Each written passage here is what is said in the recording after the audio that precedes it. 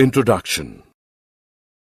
The management of natural resources to meet people's requirements has been practiced since the pre-Vedic era.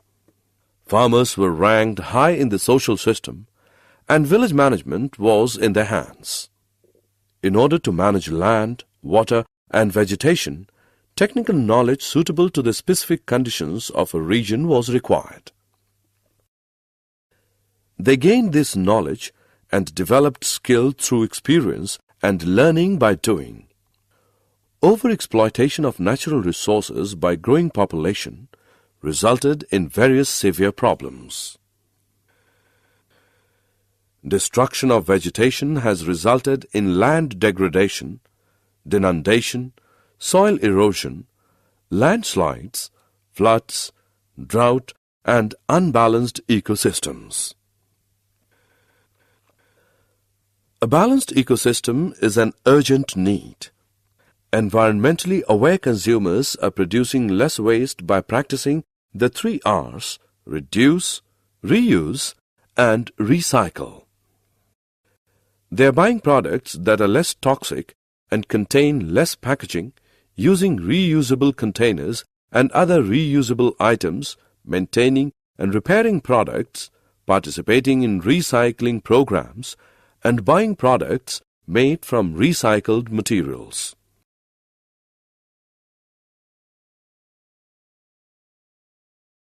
Objectives.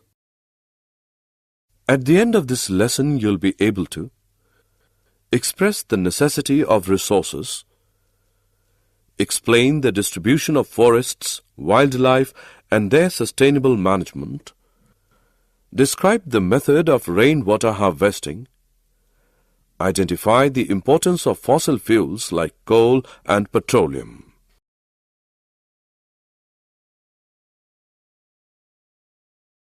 Why should we manage our resources? Not surprisingly, exploration and development of our natural resources has spin-off benefits, especially in construction, manufacturing, and professional, scientific, and technical services. Most of the growth in the economy comes from natural resources like diamonds, oil, and gas especially. And the linkages between the resource activity and other sectors, such as retail trade, are not as strong as they could be. While this growth is good news, it means that much of the natural resources are being used off. There are some resources which cannot be replaced, so it is our duty to take proper care of them. Forests and wildlife. The forest is a complex ecosystem consisting mainly of trees that have formed a buffer for the earth to protect life forms. The trees which make up the main area of the forest create a special environment which in turn affects the kinds of animals and plants that can exist in the forest. The FAO, Food and Agriculture Organization, has defined forest as land with tree crown cover or equivalent stocking level of more than 10% and area of more than 0.5 hectare. The trees should be able to reach a minimum height of 5 meters at maturity. In the tropical and subtropical region, forests are further subdivided into plantations and natural forests. Natural forests are forests composed of indigenous trees not deliberately planted. Plantations are defined as forest stands established by planting and seeding in the process of afforestation or reforestation. There are about 16 major types of forests in India, from the tropical type to the dry type. Forests can develop wherever there is an average temperature greater than about 10 degrees Celsius in the warmest month and an annual rainfall in excess of about 200 mm annually. In any area having conditions above this range, there exists an infinite variety of tree species grouped into a number of stable forest types that are determined by the specific conditions of the environment there.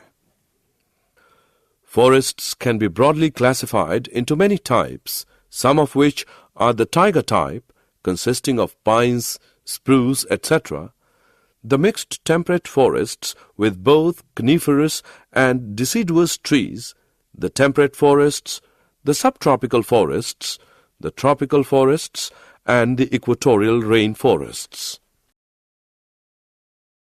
In India, it is believed that organized exploitation of forest wealth began with an increase in hunting. Ashoka the Great is said to have set up the first sanctuary to protect the forests and all life in it. The Mughal rulers were avid hunters and spent a great deal of time in the forests. It was during the British rule that the first practical move towards conservation in modern times took place. They established reserved forest blocks with hunting by permit only. Though there were other motives behind their move, it at least served the purpose of classification of and control over the forests. Sustainable management. Forests are rich and complex ecosystems which support biodiversity, provide valuable ecological services, and have considerable potential for tourism.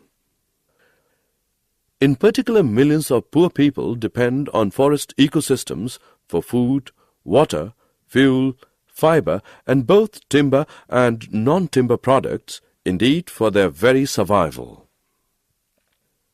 To achieve sustainability, there must be a rethinking of what we consider a basic need. It is common in our society to say that we need a given resource, but how much of it do we really need to use? Also, how do we decide what the basic needs of our ecosystem and the organisms living within it are?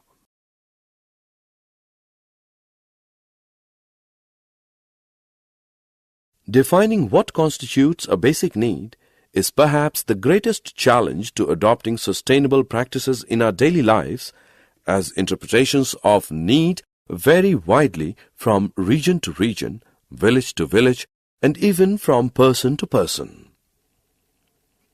While ecologists are usually averse to putting a price on what is considered invaluable, the people argue convincingly that by not considering the economic benefits of forests, their conservation status is actually undermined because their diverse economic contributions remain largely unrecognized or undervalued. Water. Water, as we all know, is one of the basic necessities of all life forms. We all know that it is the greatest gift of God to us. Water is naturally replenished by precipitation and naturally lost through discharge to the oceans, evaporation, and subsurface seepage. Although the only natural input to any surface water system is precipitation within its watershed, the total quantity of water in that system at any given time is also dependent on many other factors. These factors include storage capacity in lakes, wetlands, and artificial reservoirs, the permeability of the soil beneath these storage bodies, the runoff characteristics of the land in the watershed, the timing of the precipitation, and local evaporation rates. All of these factors also affect the proportions of water lost through discharge to the oceans, evaporation, and subsurface seepage. Human activities can have a large impact on these factors. Humans often increase storage capacity by constructing reservoirs and decrease it by draining wetlands. Humans often increase runoff quantities and velocities by paving areas and channelizing stream flow. Rainwater harvesting. Over the years, rising populations, growing industrialization, and expanding agriculture have pushed up the demand for water. Efforts have been made to collect water by building dams and reservoirs and digging wells. Some countries have also tried to recycle and desalinate water. Water conservation has become the need of the day. The idea of groundwater recharging by harvesting rainwater is gaining importance in many cities.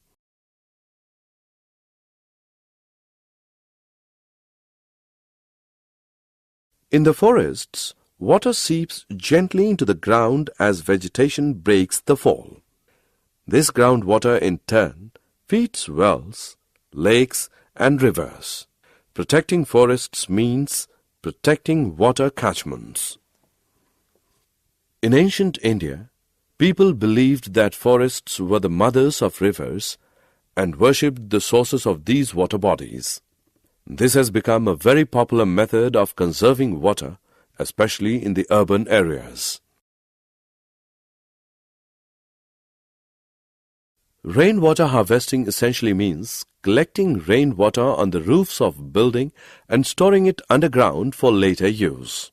Not only does this recharging arrest groundwater depletion, it also raises the declining water table and can help augment water supply. Rainwater harvesting and artificial recharging are becoming very important issues. It is essential to stop the decline in groundwater levels, arrest seawater ingress, that is, prevent seawater from moving landward, and conserve surface water runoff during the rainy season.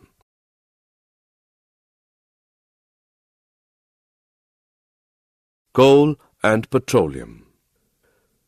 Coal is by far the most abundant fossil fuel on Earth. It is essentially carbon and is mainly used as combustion fuel. The large-scale use of coal began with the Industrial Revolution in the 19th century. As the number of industries increased, demand for more sources of energy grew.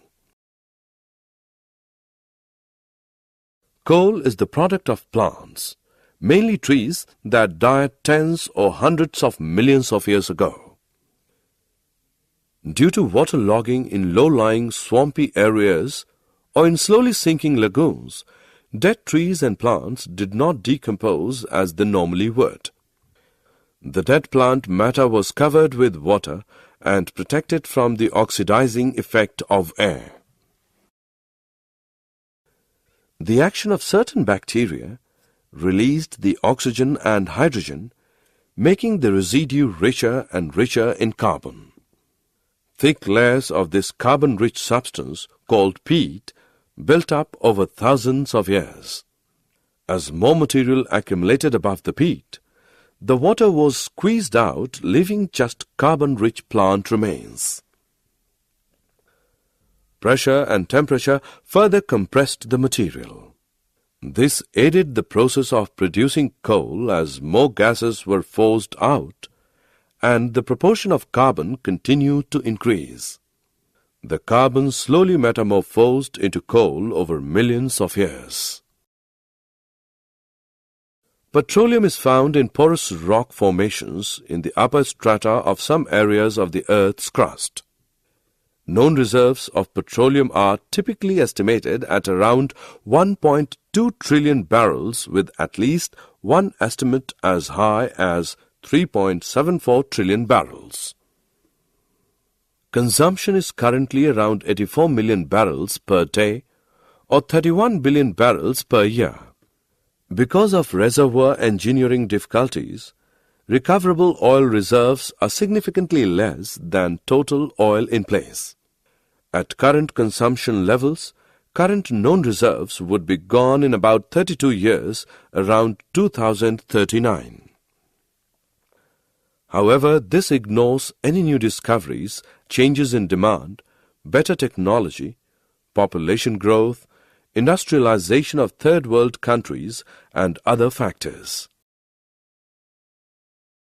While oil is expected to remain a major source of energy in coming years, alternative energy development such as solar power, wind power, butanol, ethanol, photovoltaic, nuclear power, hydrogen, or oil from oil shale and oil sands may increase in significance. Coal may also increase in use because of its existence in vast quantities in rapidly developing countries such as China and India, which are exempt from controls under the Kyoto Protocol. 3 R's: reduce, reuse, and recycle. Reduce unnecessary waste by avoiding pointless purchases. Items that are rarely get used can be borrowed or shared with others. Buy bottles instead of cans and rechargeable batteries. Reuse items that you would normally consider as rubbish because sometimes it could be used for other purposes. Instead of throwing items away, reduce waste by using them for other purposes. Paper and envelopes can be used as scrap paper for making notes. Recycle the waste products from which you can conserve some amount of energy. Make sure you have a recycle bin at your home. Keep it in an obvious place so that you will not forget to use it.